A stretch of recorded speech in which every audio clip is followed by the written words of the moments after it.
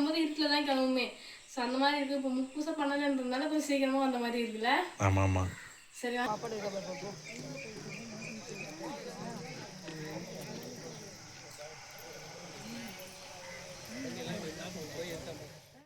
பொங்கல் கூடிய வச்சுட்டு இன்ட்ரோ தரேன். ஸோ இன்றைக்கி வந்து பார்த்தீங்கன்னா ஆடி மாதம் நாங்கள் வந்து எங்கள் குலதெய்வ கோயிலுக்கு பொங்கல் வைக்க தான் போகிறோமே. இதுக்கு முன்னாடியே வச்சுருந்துருக்கலாம். ஆனால் எங்கள் பங்காளி வீட்டில் வந்து பார்த்தீங்கன்னா காசு கொடுத்துருந்தாங்க. அவங்க கூட சேர்ந்து வச்சுலாம் சொல்லிட்டு இன்றைக்கி பொங்கல் வைக்கிறதுக்காக ஸ்டார்ட் பண்ணியிருக்கோம். ஸோ மனு பின்னாடியே வருவார். எனக்காக தாங்க வெயிட்டிங்க கம்பவுண்டெலாம் அடிச்சுட்டு நிற்கிறாங்க. அதனால தான் அண்டாவில் அவசரத்தில் அண்டாவில் கை விடுவோம் நுழையாதுங்க போதே அந்த மாதிரி நேரம் தான். சரி நான் போயிட்டு வரேன். மனு பின்னாடி வாங்க. சரி வாங்க போகலாம். சரி வாங்க போகலாம்.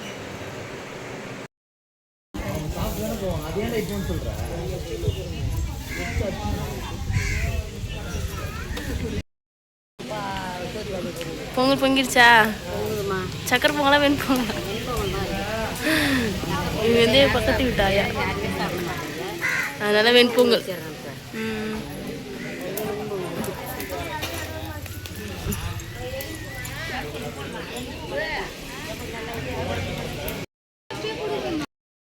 கோயிலுக்கு வந்து பிரியாணி, சிக்கன் பிரியாணி வந்து சாப்பிட்டுட்டு இருக்கோம். இங்கே காது குத்துறவங்க வந்து சிக்கன் பிரியாணி வந்து போட்டாங்க. ஆமாம், ஸோ இந்த டைம் தான் எங்களுக்கு எல்லாருக்குமே சாப்பாடு கிடச்சிது. போன டைமில் வெஜிடபிள் போட்டாங்க. ஸோ இந்த டைமில் சிக்கன் பிரியாணியும் வந்து பார்த்தீங்கன்னா கோயிலில் போட்டாங்க. ஸோ அதான் வாங்கி சாப்பிட்டுருக்கோம்.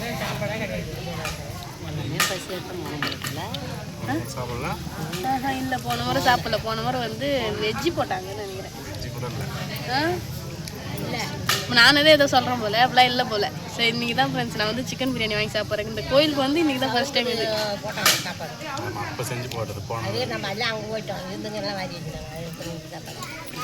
நல்லா இருக்குது. சாப்பிடுங்க ஃப்ரெண்ட்ஸ். கோயில் வந்து பார்த்தீங்கன்னா கோயில் அபிஷேகம்லாம் முடிச்சுட்டு நாங்கள் வந்து எங்களோட கொல்லியில் நிறைய பிள்ளையாரெலாம் பிடிச்சி வச்சு சாமி கும்பிடுவோம். ஸோ இப்போ அங்கே தான் போகிறோமே. போகலாமா? வீட்டுக்கு போய் காது குத்துறவங்க வந்து பெரியாண்டவர் அழைப்பாங்கல்ல. ஆமா, அந்த இடத்துக்கு தான் போறோம். போலாமா? சரி போலாம். போலாமா?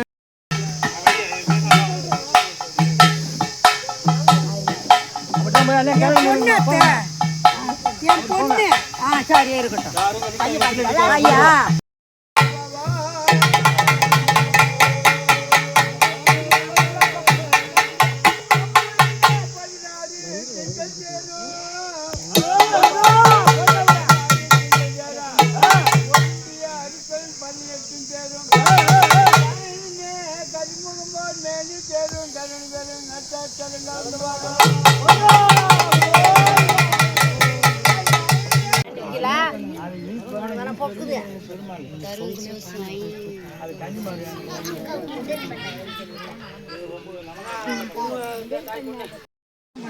கொடுத்துட்டாங்க. இப்போ உங்களுக்கு கொடுத்தாங்க. பாங்க போய் வாங்க வாங்கம்மா.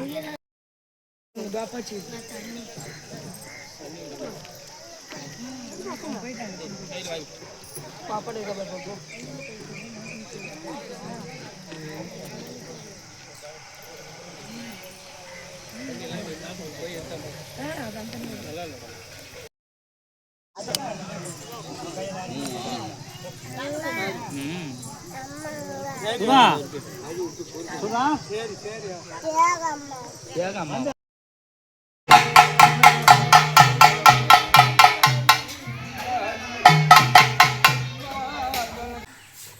சூப்பராக வந்து பார்த்தீங்கன்னா பொங்கல் வச்சுட்டு வந்துட்டோம். காலையிலே போனோம். எப்பவுமே குலதெய்வத்தில் இருக்க ஒரு ஸ்பெஷாலிட்டி என்னன்னா இதுதான்.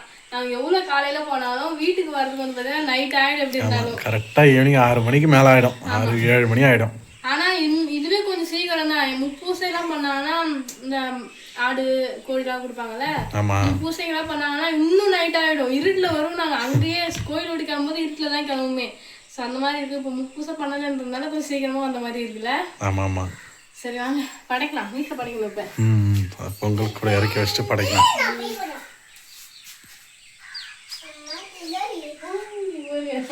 அங்கே எவ்வளோ தூரம், ரொம்ப லாங்கு. ஆமாம் கொஞ்சம் லாங் தான். எப்படி ஒரு 2 கிலோமீட்டர் நடந்து வர மாதிரி இருக்கும். ஆமாம், நான் எதுவுமே தூக்கிட்டு வரும்போது மாவு வந்து நல்லா எரிஞ்சிட்டே வராது. ஏன்னா காற்று அடிக்கும்ல, அதனால. ஸோ இந்த வாட்டி எண்ணி தான் வந்துச்சு. எனக்கு முன்னாடி ஒருத்தன் கூட தூக்கிட்டு போனாங்க.